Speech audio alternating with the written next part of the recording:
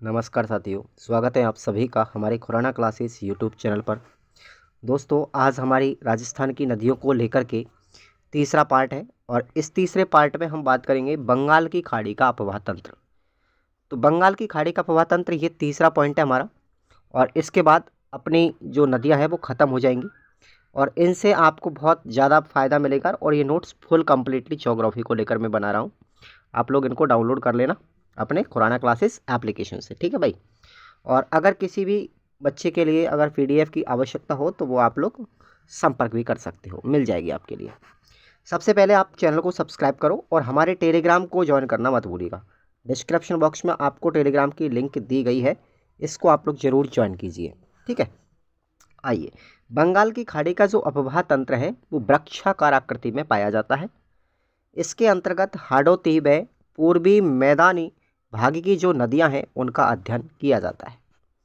ध्यान रखेंगे आप लोग, हाडोती क्षेत्र की नदियां और पूर्वी मैदानी भाग में जो नदियां बहती हैं वो हमारी बंगाल की खाड़ी के अफवाह तंत्र में आती हैं। इनमें मुख्य रूप से अगर हम बात करते हैं तो चंबल नदी ही इम्पोर्टेंट है। बंगाल की खाड़ी में चंबल नदी इम्पोर्टेंट है। हालांकि इसके अलावा भी मैं आपको सभी नदियों को पढ़ाऊँगा, पूरा लास्ट तक आप लोग पढ़ेंगे। ये नदियां जो है साथियों उत्तर और पूरब की दिशा की ओर बहती हैं। उत्तर दिशा और पूरब दिशा दोनों दिशाओं में बहती हैं, ध्यान रखेंगे आप लोग। अब हम आते हैं सबसे पहले चंबल नदी का अफवाह तंत्र। बहुत ही बड़ी है चंबल नदी, इसकी बहुत सारी सहायक नदियां हैं, फिर इसकी सहायक नदियों की भी फिर उप सहायक नदियां हैं। तो थोड़ा सा आप लोग धैर्य बना करके रखेंगे, चंबल नदी से प्रश्न आपका एक भी गलत नहीं होगा, ठीक है। सबसे पहले चंबल नदी की बात करते हैं तो इसको कई नामों से जाना जाता है, जैसे कामधेनु नदी, चर्मवती नदी, सदानीरा नदी, नित्यवाहिनी नदी। ये हमेशा वर्ष भर बहती रहती है, यानी 12मासी नदी भी इसको भी कहा जाता है।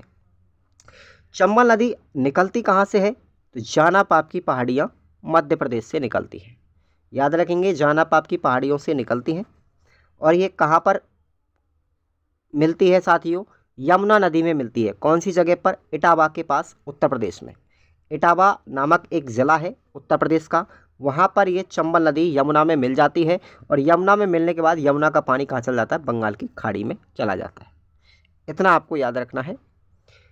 राजस्थान में चंबल नदी प्रवेश कहाँ से करती है, ये प्रश्न कई बार पूछा भी जा चुका है साथियों बहुत सारी एग्जामों में। तो ये राजस्थान में जब प्रवेश करती है तो 84गढ़ के पास में, ध्यान रखना, वहाँ से प्रवेश करती है। 84गढ़ में प्रवेश करती है राजस्थान में सबसे पहले। यह रावत भाटा तहसील के अंतर्गत आता है, चित्तौड़गढ़ जिले में 84गढ़। ध्यान रखेंगे आप लोग इसको, 84गढ़। राजस्थान में कौन कौन से जिलों में बहती है तो चित्तौड़गढ़, कोटा, बूंदी, सवाई माधोपुर, करौली व धौलपुर, इन जिलों से होकर के ये चंबल नदी गुजरती है। नेक्स्ट हम बात करते हैं, 3 राज्यों से बहती है। मध्य प्रदेश से निकलती है, राजस्थान से होती हुई उत्तर प्रदेश में यमुना में मिल जाती है। तो 3 राज्य आपको ध्यान रखने हैं।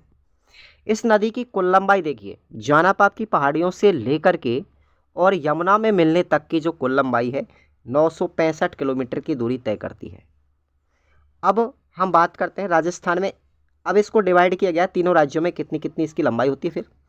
तो राजस्थान में 135 किलोमीटर बहती है, मध्य प्रदेश में 315 किलोमीटर और उत्तर प्रदेश में ये 275 किलोमीटर बहती है। ये आपको ध्यान रखना है। नेक्स्ट हम बात करते हैं राजस्थान व मध्य प्रदेश की सीमा पर इसकी लंबाई कितनी है। ध्यान रखेंगे आप लोग, 241 किलोमीटर। अगर सीमा की बात करें कि राजस्थान और मध्य प्रदेश की सीमा पर इसकी लंबाई है 241 किलोमीटर है। सबकी सब लंबाइयों को मैं डिवाइड कर रहा हूँ।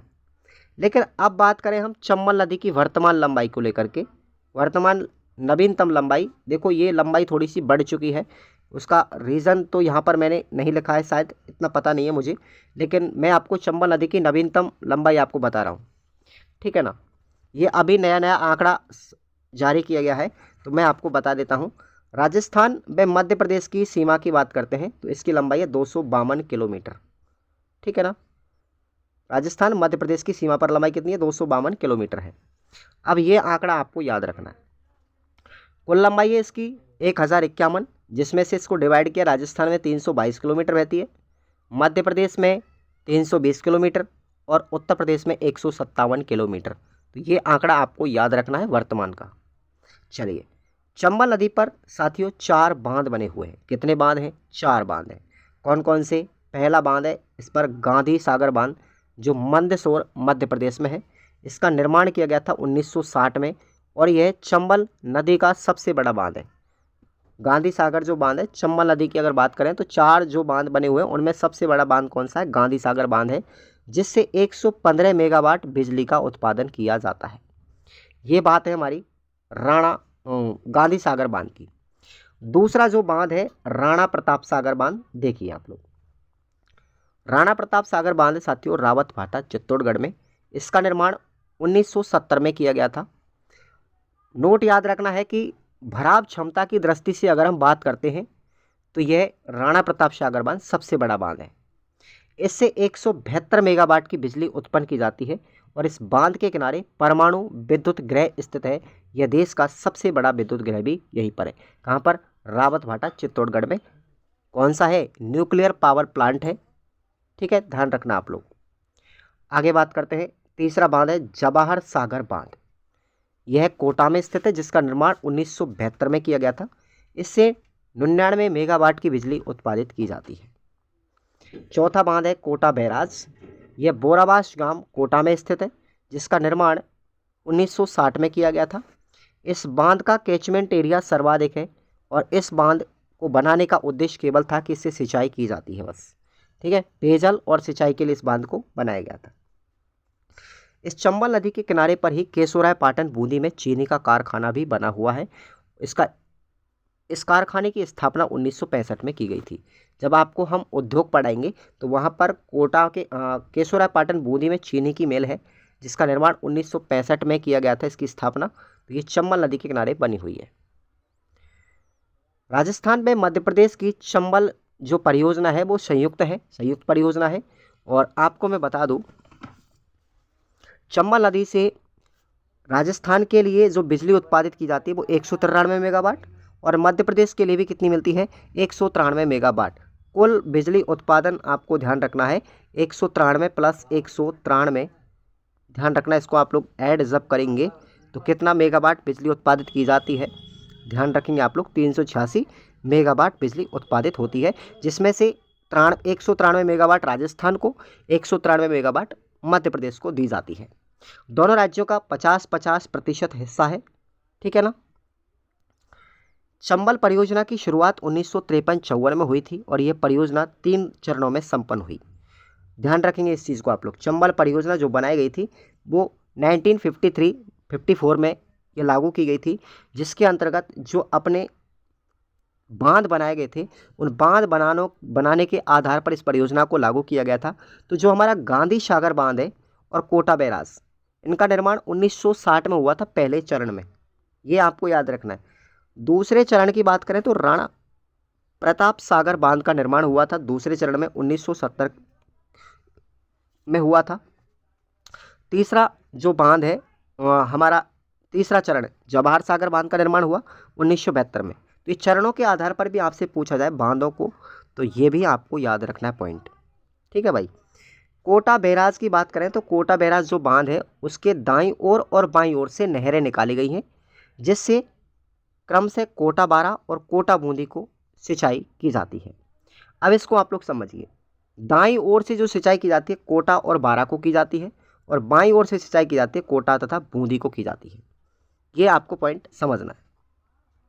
रावत भाटा के अंतर्गत फास्ट ब्रेड रिएक्टर तकनीकी पर आधारित 1400 मेगावाट की इकाई भी यहाँ इस नदी के किनारे लगाई गई है। ध्यान रखेंगे आप लोग 700 मेगावाट की दो इकाइयाँ हैं। ये टोटल 1400 मेगावाट की रिएक्टर इकाई यहाँ पर लगाई गई है और ये कई बार एग्जाम में पूछा गया है। फास्ट ब्रीडर रिएक्टर तकनीकी पर आधारित इकाई कहाँ पर स्थित है? तो आंसर आपका हो जाएगा रावत भाटा। बांसवाड़ा के अंतर्गत भी 2800 मेगावाट का क्या बनाया गया? परमाणु संयंत्र स्थापित किया गया है। यहाँ पर 4 यूनिटें हैं, 700 मेगावाट की 4 यूनिट हैं। टोटल कितनी बिजली उत्पादित की जाती है? ध्यान रखें आप लोग 2800 मेगावाट। ठीक है। और बांसवाड़ा के अंतर्गत जो FBR तकनीक पर जो न्यूक्लियर प्लांट लगाया गया है ये अभी प्रस्तावित है। क्या है भाई? प्रस्तावित है, निर्माणाधीन है, अभी काम इसमें चल रहा है। अब देखिए अगला क्वेश्चन अपना यहाँ से बनता है, ये क्वेश्चन भी पूछा जा चुका है। Great boundary fault, great boundary fault में कौन कौन से ज़िले आते हैं? तो अपना पहला आएगा सवाई माधोपुर, दूसरा करौली, तीसरा धौलपुर और चौथा गंगापुर सिटी। ये 4 ज़िले हमारे किस में आएंगे? ग्रेट बाउंड्री फॉल्ट के अंतर्गत आएंगे। और इसी ही सीमा क्षेत्र को किस नाम से जाना जाता है? विंध्यन कगार के नाम से भी जाना जाता है। इंपॉर्टेंट है ये लाइन और पूछी भी जा चुकी है किसी एग्जाम पेपर के अंतर्गत, मैंने देखा है उसको। चंबल नदी है वो अवनलिका अपर्दन का काम करती है। ये रीट में ही पूछा गया था, अवनलिका अपर्दन का काम करने वाली कौन सी नदी है? तो ध्यान रखेंगे आप लोग इसको। जिससे उत्खात यानी बीहड़ भूमि का निर्माण होता है और इस बीहड़ क्षेत्र को ही डांग प्रदेश के नाम से जानते हैं। इस नदी पर एक जलप्रपात भी बना हुआ है जिसका नाम है चुलिया जलप्रपात। ये किस जिले में है? चित्तौड़गढ़ जिले में है, भैंसरोडगढ़ नामक स्थान पर। यह राजस्थान का सबसे ऊंचा जलप्रपात है। राजस्थान का सबसे ऊंचा जलप्रपात कौन सा है? चुलिया जलप्रपात है, भैंसरोडगढ़ चित्तौड़गढ़ के अंदर। चंबल नदी को घड़ियालों की शरण स्थली भी कहा जाता है। चंबल नदी पर ही साथियों हैंगिंग ब्रिज बना हुआ यानी झूलता हुआ पुल है। किस जिले में है? कोटा जिले में। किस पर? चंबल नदी पर। यह क्वेश्चन भी इंपॉर्टेंट है, याद रखेंगे आप लोग। हैंगिंग ब्रिज यानी झूलता हुआ पुल किस नदी पर है? चंबल नदी पर है। किस जिले में है? कोटा जिले में है। इस नदी को प्रधानमंत्री नदी जोड़ो परियोजना के अंतर्गत बनास नदी से भी जोड़ा गया है। यह आप लोग ध्यान रखेंगे। किस योजना के अंतर्गत? प्रधानमंत्री नदी जोड़ो परियोजना के अंतर्गत किस नदी से जोड़ा है? बनास नदी से जोड़ा है चंबल नदी को। चंबल रिवर फ्रंट ये 2023 में ही साथियों विकसित किया गया है। इसे कोटा बैराज तथा नयापुरा के मध्य में विकसित किया गया है। चंबल रिवर फ्रंट 2023 में बनाया गया है। ये इंपॉर्टेंट लाइन है, एग्जाम में पूछी जा सकती है, जिसका शुभंकर क्या है? घड़ियाल। घड़ियाल क्या है? शुभंकर है इसका, चंबल रिवर फ्रंट परियोजना का। बीहड़ एवं डांग सुधार के लिए यहाँ पर कुछ कार्यक्रम भी चलाए गए हैं। पहला कार्यक्रम है हमारा केंद्र सरकार के द्वारा 1989 में चलाया गया था कंदरा विकास कार्यक्रम, जिसमें भरतपुर संभाग तथा कोटा संभाग के जिलों में इसको लागू किया गया था। ध्यान रखेंगे आप लोग। उसके बाद राजस्थान सरकार के द्वारा 1995 में इसको प्रारंभ किया गया था। कौन सा? डांग क्षेत्र विकास कार्यक्रम। और इसको 8 जिलों में सबसे पहले लागू किया गया था, लेकिन इसको बीच में बंद कर दिया गया। फिर इसकी पुनः शुरुआत की गई थी 2005 में। ये आपको याद रखना है। चंबल नदी बहाव की दृष्टि से राजस्थान की सबसे बड़ी नदी है, जो 12मासी नदी भी कहलाती है। एक एक पॉइंट को आप लोग बारीकी से पढ़ेंगे। यहाँ पर मैं आपको पढ़ा रहा हूँ तो एक बार क्लास को पूरा लास्ट तक देखना है। चंबल नदी राजस्थान में प्रवेश होने से पहले इसमें सबसे पहले मिलने वाली सहायक नदी कौन सी है? गुंजाली नदी है। अब इम्पॉर्टेंट क्वेश्चन आपको यहाँ पर दिख रहा है कि जब चंबल नदी राजस्थान में प्रवेश करती है तो सबसे पहले इस नदी के अंदर कौन सी नदी मिलती है? आंसर आपका क्या होगा? गुंजाली नदी। चंबल नदी वाटर सफारी के लिए भी सबसे उपयुक्त नदी है, क्योंकि यह गहरे गार्जों के साथ में तीव्रता से बहती है। वाटर सफारी के लिए प्रसिद्ध है ना, कौन सी नदी? चंबल। नेक्स्ट देखेंगे हम चंबल की सहायक नदियाँ। अब कहानी शुरू होती है। चंबल के अंतर्गत नदियाँ जो हैं वो दाहिनी तरफ से भी मिलती हैं बहुत सारी नदियाँ, और बहुत सारी नदियाँ ऐसी हैं जो बाएं तरफ से भी मिलती हैं। हम सबसे पहले बात करेंगे कि चंबल में दाहिनी तरफ से कौन कौन सी नदियाँ मिलती हैं, उनके हम एक एक नाम पढ़ेंगे। ये सहायक नदियाँ हैं, चंबल की क्या हैं? सहायक नदियाँ जो दाईं तरफ से मिलती हैं। पहली नदी आती है आलनिया नदी। ठीक है भाई। आलनिया नदी का जो उद्गम है मुकुंदरा की पहाड़ियाँ कोटा से ये निकलती है। ध्यान रखेंगे आप लोग इसको, यानी कि केवल इसका जो बहाव क्षेत्र है कोटा जिला है। आलनिया नदी केवल कोटा के अंदर ही बहती है और मुकुंदरा राष्ट्रीय जो उद्यान है उससे होकर के गुजरती है, क्योंकि मुकुंदरा की पहाड़ियों से निकलती है। और एक क्वेश्चन कई बार पूछा भी गया है कि मुकुंदरा राष्ट्रीय उद्यान से कौन सी नदी गुजरती है? आलनिया नदी गुजरती है। और यह नदी जो है चंबल में कौन सी जगह पर मिलती है? कोटा के पास में नोटाणा जो गांव है, नोटाणा नामक स्थान है ना, वहाँ पर ये चंबल नदी में मिल जाती है। याद रखना, कोटा के नोटाणा स्थान पर चंबल में ये नदी मिल जाती है। कौन सी? आलनिया नदी। क्लियर। नेक्स्ट यहाँ पर सहायक नदी है इसकी चंबल की काली सिंध नदी। काली सिंध नदी साथियों देवास मध्य प्रदेश से निकलती है और ये राजस्थान में प्रवेश करती है कहाँ से, रामपुर झालावाड़ से। इसका भाप क्षेत्र है कोटा एवं झालावाड़। राजस्थान में इसकी लंबाई है 145 किलोमीटर। काली सिंध नदी नामेरा के निकट चंबल में मिल जाती है। कौन सी जगह पर, नामेरा नामक स्थान पर। काली सिंध परियोजना भी इसी नदी पर बनाई गई है और यह राजस्थान की पहली सुपर क्रिटिकल तापीय परियोजना है। ध्यान रखना है आप लोग। नवनेरा बैराज ये कहाँ पर है, कोटा में है, काली सिंध नदी पर। यह पूर्वी राजस्थान नहर परियोजना का महत्वपूर्ण अंग है। इतने सारे फैक्ट आपको याद रखने हैं। अब हमने बात कर ली चंबल की सहायक नदी काली सिंध हुई। अब काली सिंध की भी सहायक नदियां हैं भाई, इतना आपको ध्यान रखना है। काली सिंध की सहायक नदियां देखो, आहू नदी है, परवन है। अब इनके बारे में चर्चा करेंगे। आहू नदी कहाँ से निकलती है, सुसनेर एमपी से। सुसनेर एमपी से यह राजस्थान में प्रवेश करती है नंदपुर झालावाड़ से। यह नदी गागरोन किले के निकट काली सिंध में मिल जाती है। ठीक है, तो अब प्रश्न क्या बना, गागरोन का किला किस नदियों के संगम पर है, काली सिंध और आहू नदियों के संगम पर। ध्यान रखेंगे आप लोग। उसके बाद काली सिंध की अगली सहायक नदी है परवन। यह निकलती है विंध्याचल पर्वत के उत्तरी कगार मध्य प्रदेश से। राजस्थान में प्रवेश करती है बारीबोर झालावाड़ से और यह कोटा, बारा और झालावाड़ 3 जिलों में बहती है। परवन जो नदी है साथियों, शेरगढ़ अभ्यारण्य से होकर गुजरती है। शेरगढ़ अभ्यारण्य कहाँ पर है, बारा जिले के अंदर है। ठीक है, यह नदी कोटा जिले में पलायता नामक स्थान पर काली सिंध नदी में मिल जाती है। क्लियर। अब हम और आगे बढ़ते हैं, थोड़ा सा और डीपली जाते हैं कि अगर आपसे पूछा जाए कि भाई परवन की भी सहायक नदी कौन कौन सी है, तो ये आपको याद रखनी है, निज़ाम, धार और छापी। ये हमारी क्या है, परवन की सहायक नदियाँ। देखो चंबल की आपने पढ़ी काली सिंध, चंबल की क्या है, काली सिंध है। काली सिंध की क्या है, परवन है। और परवन की मैंने अभी आपको बताई, ये वाली है। इतना सारा गहराई में आपको पढ़ना है। अब देखिए आगे बात करते हैं हम आमसर नदी। ये आमसर नदी किसकी सहायक नदी है, उसकी है काली सिंध की। ये काली सिंध की सहायक नदी है, ध्यान रखना आप लोग, है ना। तो देखेंगे आमसर नदी, चोली नदी और उजाड़, ये जो हमारी 3 नदियाँ और हैं, ये सब किसकी है, काली सिंध की है। ध्यान रखेंगे आप लोग। ओके, अगली नदी है तीसरी पार्वती। ये पार्वती नदी किसकी सहायक नदी है, चंबल की है। ध्यान रखना किसकी है, चंबल की। सिरोही की पहाड़ियाँ मध्य प्रदेश से निकलती है और राजस्थान में प्रवेश करती है करियाहाट, बारा से। यह कोटा तथा बारा जिले में बहती है। पार्वती नदी कोटा सवाई माधोपुर की सीमा पर पालिया नामक स्थान पर चंबल में मिल जाती है। अब पार्वती की भी सहायक नदियाँ आपको ध्यान रखनी है, कौन कौन सी हैं, ये वाली है पार्वती की सहायक नदियाँ, ये आपको ध्यान रखनी है। बरनी, अमेरी, डूबराज, रेतड़ी, बेदनी, लासी, बिलास, ये क्या है, पार्वती की सहायक नदियाँ हैं। एक एक चीज़ को आपको बारीकी से मैं बता रहा हूँ, तो आपको याद रखना है। उसके बाद है कूनू या कनेर नदी। कूनू कह लो चाहे कनेर कह लो, एक ही बात है। यह निकलती है गुना मध्य प्रदेश से। गुना नामक जगह है, वहाँ से निकलती है। राजस्थान में प्रवेश कहाँ से करती है, मुशेरी नामक स्थान बारा से करती है।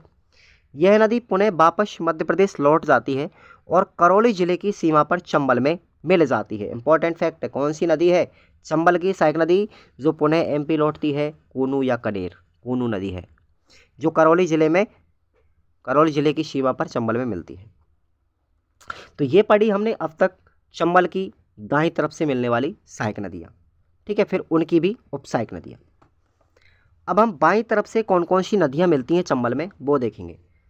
पहली है बनास नदी। बनास नदी के बारे में अब आपको पूरा पढ़ना है डिटेल्स के साथ। बनास नदी के उपनाम हैं, देखेंगे कौन कौन से नामों से जानते हैं। इसको वन की आशा भी कहते हैं, वन की आशा और वर्णाशा नदी, 2 नामों से इसको जाना जाता है। वर्णाशा नदी कह लो चाहे वन की आशा कह लो, एक ही बात है। तो वो बनास नदी के नाम है। बनास नदी निकलती है खमनोर की पहाड़ियों से राजसमंद जिला में। खमनोर की पहाड़ियाँ किस जिले में है, राजसमंद में। बनास नदी कौन कौन सी जिलों में बहती है, तो देखेंगे राजसमंद, चित्तौड़गढ़, भीलवाड़ा, अजमेर, टोंक और सवाई माधोपुर, इन जिलों में ये बहती है। बनास नदी पर परियोजनाएं और बनी हुई है, इनको आप लोग ध्यान रखना, जो बहुत ही इंपॉर्टेंट पॉइंट है ये। पहली परियोजना है नंदसमंद परियोजना जो राजसमंद में है। ईसरदा परियोजना ये सवाई माधोपुर जिले में है। बीसलपुर परियोजना ये टोंक जिले में है। अब बीसलपुर के बारे में थोड़ा सा आप सुनिए। बीसलपुर परियोजना टोंक जिले में है जो राजस्थान की सबसे बड़ी परियोजना है। इसका निर्माण 1989 में टोडा राय सिंह के द्वारा करवाया गया था और इस बीसलपुर जो परियोजना है इससे जयपुर, अजमेर, टोंक, नागौर, केकड़ी, ब्यावर, दूदू इन जिलों के लिए क्या होती है, पानी की आपूर्ति की जाती है। बीसलपुर परियोजना के लिए नाबार्ड द्वारा आर्थिक सहायता की जाती है। ध्यान रखना किसके द्वारा, नाबार्ड के द्वारा। बनास नदी पर कुछ संगम भी स्थित है। ये भी प्रश्न इंपॉर्टेंट है, यहाँ से पूछा जा सकता है। बनास नदी पर 3 संगम है। पहला है बीगोद भीलवाड़ा में, बीगोद नामक स्थान है भीलवाड़ा के अंदर, जिसमें 3 नदियों का संगम है, बनास नदी, बेड़च नदी और मेनाल। बनास, बेड़च और मेनाल। ध्यान रखना ट्रिक आपको बता दूं, बीबीएम, ये बीबीएम कहाँ पर है, बीगोद भीलवाड़ा में, बनास, बेड़च और मेनाल। ठीक है। दूसरा संगम है इसका त्रिवेणी राजमहल टोंक। इस बनास नदी के अंतर्गत साथियों, बनास है ये ध्यान रखना, बनास कर लो इसको, बनास, डाई और खारी। ठीक है ना, तीन नदियों का संगम कौन सा हो गया, बनास, डाई, खारी का राजमहल टोंक में है। और रामेश्वर, सवाई माधोपुर, इसमें कौन कौन सा है, बनास, चंबल और सीप। ध्यान रखना बनास नदी में चंबल और सीप मिलती हैं, कहाँ पर, रामेश्वरम में। राजमहल टोंक में बनास में कौन कौन सी मिलती है, डाई और खारी। बीगोद भीलवाड़ा में बनास में कौन कौन सी मिलती हैं, बेड़च और मेनाल। तो तीनों ही Triveni Sangam very very important है, इनको आप लोग टच कर लीजिए, रट्टा मार लीजिए। अब हम बनास की भी सहायक नदियों की बात करेंगे। पहली सहायक नदी है साथियों इसकी बेड़च। बनास की पहली सहायक नदी कौन सी है, बेड़च। बेड़च नदी गोगुंदा की पहाड़ियों से निकलती है और गोगुंदा की पहाड़ियाँ आती है हमारी उदयपुर के अंतर्गत। बेड़च नदी को साथियों हम आयड़ नदी भी कहते हैं। उसका नाम सुनिए क्यों, इसका आयड़ नाम क्यों पड़ा था, थोड़ा सा आपको ध्यान में रखना है, देखेंगे। देखिए, बेड़च नदी उदय सागर झील में गिरती है, तो उदय सागर झील में गिरने से पहले इसका नाम होता है आयड़ नदी। ठीक है। और उदय सागर झील से जब गिरती है उदय सागर झील में, तो उदय सागर झील से फिर निकलती है, तो इसका नाम पड़ जाता है बेड़च नदी। दोनों ही याद रखना, जैसे ये हमारा क्या है, उदय सागर है और इसमें हमारी नदी आ रही है कौन सी, आयड़, तो ये नाम है इसका आयड़। ठीक है। अब यहाँ से ये निकली और निकलने के बाद इसका नाम क्या पड़ गया, बेड़च पड़ गया। ठीक है भाई, यहाँ से आई और यूँ निकल गई, तो बेड़च उदय सागर से निकलने के बाद में पड़ता है इसका नाम, पहले इसका नाम आयड़ नदी ही होता है भाई। समझ में आ गया। चलिए, बेड़च नदी कौन कौन सी जिलों में बहती है, तो उदयपुर, चित्तौड़गढ़ और भीलवाड़ा 3 जिलों में बहती है। ठीक है। आयड़ नदी में, अब देखो चाहे बेड़च कहूँ चाहे आयड़, आप लोग समझना, आयड़ नदी में उदयपुर में स्थित पिछोला झील, स्वरूप सागर व फतेह सागर झील का पानी गुमानिया नाले के द्वारा बेड़च नदी में आता है। ध्यान रखना आप लोग। ओके। बेड़च नदी पर चित्तौड़गढ़ जिले में घोशुंडा बांध बना हुआ है, ये भी इंपॉर्टेंट लाइन है, आप लोग याद रखेंगे। घोशुंडा बांध किस नदी पर है, बेड़च नदी पर, किस जिले में है, चित्तौड़गढ़ में है। आहड़ सभ्यता की बात करें तो ये उदयपुर में है साथियों, बेड़च नदी के किनारे, या आयड़ नदी, एक ही बात कह लो, आप लोग समझने की कोशिश कीजिए। आयड़ नदी या बेड़च नदी के किनारे, ऑप्शन में कुछ भी आपको दिखाई दे आप लोग कंफर्म कर लें, आयड़ सभ्यता आयड़ नदी या फिर बेड़च नदी के किनारे स्थित है उदयपुर जिले में। अब हम बेड़च की भी सहायक नदियों की बात करते हैं और थोड़ा डीपली जाते हैं हम। तो बेड़च की सहायक नदियाँ कौन कौन सी हैं, गंभीरी नदी, औराई, मेनाल, गुजरी और बागान, ये बेड़च की सहायक नदियाँ हैं। आप लोग डायग्राम से देख सकते हैं, यहाँ पर पूरा आपको डायग्राम बनाया गया है, बनास नदी का डायग्राम है यहाँ पर। ठीक है ना, इसका बेड़च नदी का है ये आपको थोड़ा सा ध्यान रखना है। तो यहाँ पर देखो ये बनास नदी है, बनास नदी निकल रही है ना, फिर यहाँ पर एक संगम बनाया। ठीक है। फिर इस तरीके से इसका पूरा ये डायग्राम है, आप लोग समझ लीजिए। अब हम बात करते हैं कोठारी नदी, ये किसकी है, चंबल की सहायक नदी है। ध्यान रखना आप लोग, किसकी है, चंबल की सहायक नदी है। देवेर की पहाड़ियों से यह निकलती है, राजसमंद जिले में देवेर की पहाड़ियाँ आती हैं। यह नदी बनास में बाईं ओर से मिलती है, ठीक है ना। ये बनास की सहायक नदियाँ चल रही हैं साथियों। कोठारी नदी किसकी है? बनास की सहायक नदी है। कोठारी नदी बनास की सहायक नदी है जो बाईं तरफ से मिलती है। भाप क्षेत्र है इसका भीलवाड़ा और राजसमंद। कोठारी नदी भीलवाड़ा और राजसमंद जिले में बहती है। नंदराय नामक स्थान के निकट यह नदी बनास में मिल जाती है। मेजा बांध जो है साथियों वो कोठारी नदी पर बना हुआ है, मांडलगढ़ भीलवाड़ा के अंतर्गत। मांडलगढ़ जगह है भीलवाड़ा जिले के अंतर्गत जिस पर मेजा बांध बना हुआ है कोठारी नदी पर। इंपॉर्टेंट है, जब आपको बांध पढ़ाया जाएगा, इससे अगले वाली क्लास में बांध ही पढ़ाए जाएंगे, तो आप लोग ध्यान रखना। भीलवाड़ा में कोठारी की सहायक नदी तो कौन सी है साथियों? बहामनी है। कौन सी है? बहामनी है, जो 54 की पहाड़ी राजसमंद से निकलती है। देखो एक तो है ब्राह्मणी, कौन सी है? ब्राह्मणी नदी। इसमें और इसमें अंतर है। बहामनी नदी है किसकी? कोठारी की सहायक नदी। और ब्राह्मणी नदी जो है वो बंगाल की खाड़ी की नदी है, ध्यान रखना आप लोग। उसके बाद है खारी। खारी भी बनास की सहायक नदी है, ध्यान रखेंगे, चंबल की नहीं है, बनास की सहायक नदी है। बिजराल की पहाड़ी से निकलती है और बिजराल की पहाड़ी राजसमंद जिले में है। यह राजसमंद, भीलवाड़ा, अजमेर और टोंक जिले में बहती है। खारी नदी पर अजमेर जिले में नारायण सागर बांध बना हुआ है। नारायण सागर परियोजना, नारायण सागर बांध बना हुआ है कहाँ पर? अजमेर जिले के अंतर्गत, ठीक है। खारी नदी अजमेर में भीलवाड़ा की प्राकृतिक सीमा बनाती है, अर्थात मेरवाड़ा क्षेत्र को मेवाड़ से अलग करती है। कौन सी नदी? खारी नदी। इंपॉर्टेंट लाइन है। खारी नदी राजमहल टोंक में बनास के साथ संगम बनाती है। किसमें मिलेगी? ये बनास में मिलेगी। इसी संगम पर इसमें डाई नदी भी अजमेर की नशीराबाद की पहाड़ियों से आ जाती है। तो राजमहल टोंक में किसका संबंध बना? बनास, खारी और डाई का। ध्यान रखेंगे, डाई नदी कहाँ से निकलती है? अजमेर की नशीराबाद की पहाड़ियों से। खारी की सहायक नदी कौन सी है साथियों? मानसी है। अब खारी की भी सहायक नदी पूछी जाए तो है आपकी मानसी, जो भीलवाड़ा में करणगढ़ की पहाड़ियों से निकलती है। तो ये आपको ध्यान रखना है पूरा डायग्राम, ठीक है भाई, अच्छे से। अगली है बनास की सहायक नदी, कौन सी है? मासी नदी। ये बनास की है। ये निकलती कहाँ से है? किशनगढ़ की पहाड़ी से निकलती है। अजमेर जिले में किशनगढ़ की पहाड़ियाँ हैं और ये अजमेर तथा दूदू दो जिलों में बहती है। मासी की सहायक नदी पूछी जाए तो कौन सी है? बांडी है, जो जयपुर से निकलती है। क्लियर। अगली है बनास की सहायक नदी मोरेल। यह चैनपुर की पहाड़ी जयपुर ग्रामीण जिले से निकलती है। जयपुर, जयपुर ग्रामीण, दौसा और सवाई माधोपुर, इन 4 जिलों में बहती है मोरेल नदी। मोरेल नदी पर साथियों एक बांध बना हुआ है, मोरेल बांध। कौन सी जगह पर है? पोलूखेड़ा, सवाई माधोपुर जिले के अंतर्गत। मोरेल की सहायक नदी कौन सी है? ढूंढ है। कौन सी? ढूंढ, जो अचरोल की पहाड़ियों से निकलती है।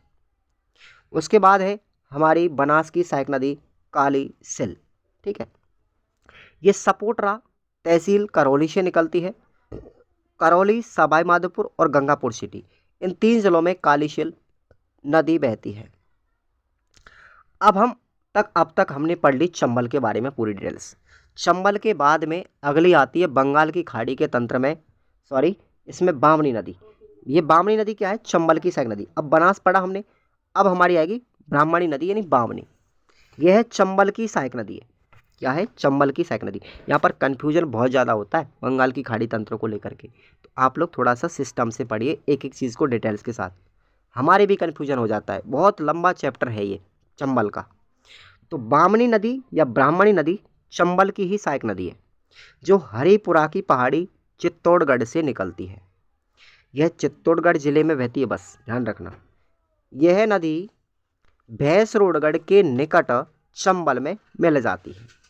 यह भैंसरोडगढ़ अभ्यारण्य से होकर के गुजरती है, कई बार पूछा गया है एग्जाम में। भैंसरोडगढ़ अभ्यारण्य से कौन सी नदी बहती है? बामनी नदी बहती है भाई। बामनी नदी को बनास नदी से जोड़ने की परियोजना अंतर नदी जोड़ो परियोजना के अंतर्गत आती है। नेक्स्ट है हमारी मेज नदी। ये मेज किसकी है? चंबल की सहायक नदी है। ये निकलती कहाँ से? मांडलगढ़ भीलवाड़ा से निकलती है। भीलवाड़ा, कोटा और बूंदी, इन 3 जिलों में बहती है। मेज नदी पर गुड़ा परियोजना बनी हुई है। किस जिले में? बूंदी जिले में। ध्यान रखेंगे, गुड़ा परियोजना किस जिले में है? बूंदी जिले में है। किस नदी पर है? मेज नदी पर। मेज नदी लाखेरी से होकर के गुजरती है साथियों, लाखेरी से होकर बहती है और लाखेरी बूंदी जिले के अंतर्गत आता है। अब हम बात करें कि भाई मेज नदी की भी सहायक नदियाँ कौन कौन सी हैं। मेज की सहायक नदी पहली है कुराल, ये ऊपर माल के पठार से निकलती है। और दूसरी है मांगली।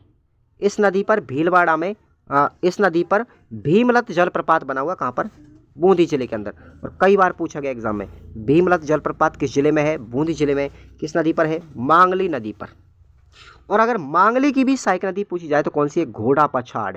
ये प्रश्न आ चुका है शायद किसी एग्जाम में, मुझे ध्यान है इसलिए मुझे लिखना पड़ा।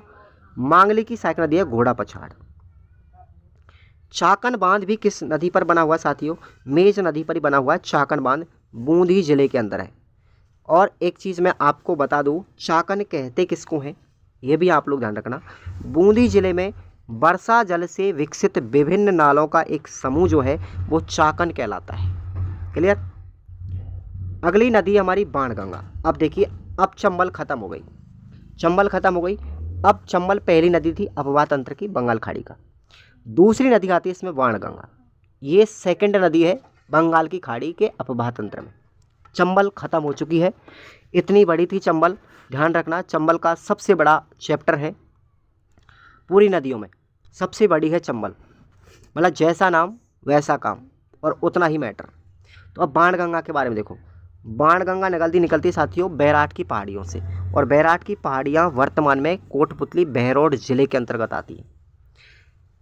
बाणगंगा नदी कोटपुतली बहरोड, जयपुर ग्रामीण, दौसा और भरतपुर, इन 4 जिलों में बहती है। और ये उज्जैन के पास भरतपुर में जा कर के क्या हो जाती है? मिल जाती है, विलीन हो जाती है। ओके, अब देखिए आगे, यमुना में मिल जाती है साथियों, ध्यान रखना। किस में मिलती है? यमुना में मिल जाती है, उज्जैन के पास में जाकर। भरतपुर उज्जैन में पड़ता है, भरतपुर में उज्जैन पड़ता है। बाणगंगा नदी को रुंडित नदी भी कहते हैं, ये प्रश्न भी कई बार पूछा गया। रुंडित नदी किसे कहते हैं? बाणगंगा को कहते हैं। बाणगंगा मुख्यतः यमुना की सहायक नदी है। इस बाणगंगा नदी पर साथियों बांध बना हुआ, देखो कौन सा है? रामगढ़ बांध, जयपुर जिले में है। रामगढ़ बांध जयपुर जिले में है बाणगंगा नदी पर। और बाणगंगा की भी सहायक नदी पूछी जाए तो ये भी प्रश्न आ चुका है एग्जाम में, ताला एवं पलोशन। ये 2 सहायक नदियां हैं, ताला एवं पलोशन किसकी हैं? बाणगंगा की सहायक नदी है। उसके बाद आती हमारी अगली है गंभीर नदी। ये गंभीर नदी भी बंगाल की खाड़ी का अफवाह तंत्र है। अब तक हमने बंगाल की खाड़ी में 2 नदियाँ पढ़ी, चंबल एवं बाणगंगा। चंबल का विस्तार आपने पढ़ा ही है। अब देखिए गंभीर नदी, यह पांचना बांध करौली से निकलती है। कहाँ से निकलती है? पांचना बांध, मिट्टी का बना हुआ है, ठीक है ना, ये मिट्टी का बांध है हमारा। करौली, भरतपुर और गंगापुर सिटी, इन 3 जिलों में गंभीर नदी बहती है। इस ही गंभीर नदी पर अजान बांध बना हुआ है। कहाँ पर? भरतपुर जिले में। अजान बांध भरतपुर जिले में है, गंभीर नदी पर बना है। और अजान बांध से ही केवलादेव अभयारण्य के लिए जल की आपूर्ति की जाती है। गंभीर की सहायक नदी आपसे पूछी जाए तो कौन सी है? कुकुंद नदी। और यह कुकुंद नदी बंद बरेठा जो अभयारण्य है भरतपुर में, उससे होकर के गुजरती है। कई बार एग्जाम में पूछा गया है कि बंद बरेठा अभयारण्य से कौन सी नदी गुजरती है? कुकुंद नदी। गंभीर की अगली सहायक नदी कौन सी है? पार्वती, जो सपोटरा करौली से निकलती है और ये करौली तथा धौलपुर में बहती है। कौन सी नदी? पार्वती। पार्वती की साथियों कुछ और भी सहायक नदियां हैं। पार्वती की 5 और भी सहायक नदियां हैं, ध्यान रखना। पार्वती की सहायक नदी पूछ रहा हूं मैं आपसे, कौन सी है? 5। ये 5 जो नदियां कौन कौन सी हैं? अटा, माची, बरखेड़ा, भैंसावर और भद्रावती। ये जो 5 नदियां हैं, ये पांचों ही नदियां किस में आकर गिरती हैं? पांचना बांध में। और इसी वजह से इसको पांचना बांध कहते हैं, क्योंकि इसमें ये 5 नदियों का पानी आता है। अटा, माची, बरखेड़ा, भैंसावर और भद्रावती, ये पार्वती की सहायक नदियां हैं। ध्यान रखना आप लोग, जो पांचना बांध में आकर के गिरती है। पार्वती परियोजना पार्वती नदी पर है, किस जिले में? धौलपुर जिले में। पार्वती परियोजना धौलपुर जिले में है। और खानवा का जो युद्ध हुआ था साथियों भरतपुर जिले में रूपबास तहसील के अंतर्गत। तो खानवा का जो युद्ध हुआ था राणा सांगा और बाबर के मध्य में, वो गंभीर नदी के पास में हुआ था, ध्यान रखेंगे आप लोग। तो इस तरीके से हमारा पूरा नदियों का अपवाह तंत्र कंप्लीट होता है 3 क्लासों के अंतर्गत। कल की हम क्लास में जो पढ़ेंगे वो पढ़ेंगे राजस्थान के बांधों को लेकर। उसके बाद अगली क्लास में पढ़ेंगे हम राजस्थान की सिंचाई परियोजनाओं को लेकर के। तो एक एक पॉइंट को आप लोग क्लियर करते जाइए और इन नोट्सों को आप लोग तैयार कर लीजिए, ठीक है। और हमारे टेलीग्राम को ज्वाइन करो और चैनल को सब्सक्राइब ज़रूर कर लेना साथियों, ठीक है ना। धन्यवाद।